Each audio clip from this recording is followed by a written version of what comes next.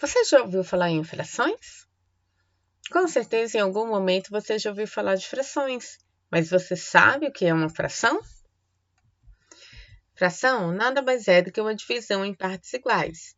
Vamos observar. Imagine que este quadrado é um bolo de coco. Dividimos este bolo em 6 partes iguais e dessas 6 partes pegamos 2. Para representar essa divisão, utilizamos uma fração. Observe, temos a quantidade de partes que nós pegamos, dividida. Esse tracinho aqui da fração significa dividido por 6. Quantas partes foi dividido? Essa fração representa 2 partes de um inteiro que foi dividido em 6 partes. Vamos continuar observando. Agora, eu quero uma parte de um inteiro que foi dividido em 4 partes. Eu tenho um inteiro, irei dividi-lo em 4 partes, e dessas 4 partes irei pegar uma. Em forma de fração, 1 sobre 4. Ou ainda, 6 partes de um inteiro que foi dividido em 10 partes. Tenho um inteiro, dividi ele em 10 partes, e dessas 10 partes eu peguei 6 partes. Ou seja, 6 sobre 10, em forma de fração. Partes de uma fração. Vamos ver o que significa cada pedacinho de uma fração. Observe a fração 2 sobre 6. A primeira parte de uma fração é o numerador, que é essa parte aqui de cima, esse número aqui de cima. Ele indica quantas partes foram pintadas, ou quantas partes eu peguei, quantas partes eu comi de um inteiro. A segunda parte é esse traço, que é chamado de traço de fração, que ele faz a separação entre o numerador e o denominador, e ele significa divisão. E a terceira parte é o denominador, que indica em quantas partes o inteiro foi dividido. Então, observando essa fração aqui, eu sei que o meu inteiro foi dividido em 6 partes, e dessas 6 partes eu peguei 2 partes. Mas como lemos uma fração?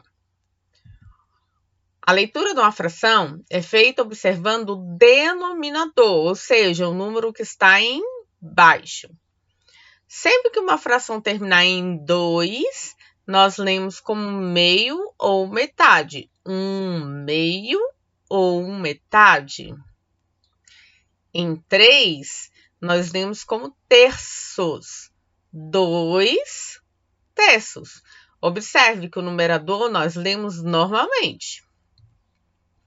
Quando terminar em 4, nós lemos quartos. 3 quartos. O numerador permanece normal. Quando terminar em 5, lemos quintos. 2 quintos. Quando o denominador for 6, 4 sextos. Denominador 7, sétimos. 2 sétimos. Denominador 8, lemos oitavos. 6 oitavos. E denominador 9, nós lemos nonos. 1 nono. E quando a fração tiver como denominador 10, 100 e 1000, vamos ver como fica? Observe, 5 décimos. O numerador permanece normal. Denominador 10, lemos décimos. 15 centésimos. Numerador normal. Denominador centésimos. 150 milésimos, numerador normal e o denominador milésimos. Viu como não é difícil? E as outras frações? Aquelas que são maiores do que 10 e que não são frações decimais. Não é 10, não é 100, não é 1000. Como nós lemos? Essas frações, nós acrescentamos a palavra avos. Veja bem, não é avós, é avos. Lemos normal e acrescentamos a palavra avos. Por exemplo, 3,14 avos. 7,25 avos. Lemos normal e ao final acrescentamos a palavra avos. Mas quando nós vamos poder utilizar as frações? Nós vamos ver agora 4 situações em que nós utilizamos as frações. Primeiro, para representar parte de um inteiro. Observe, uma pizza foi dividida em 8 fatias. Tenho aqui a minha pizza dividida em 8 fatias.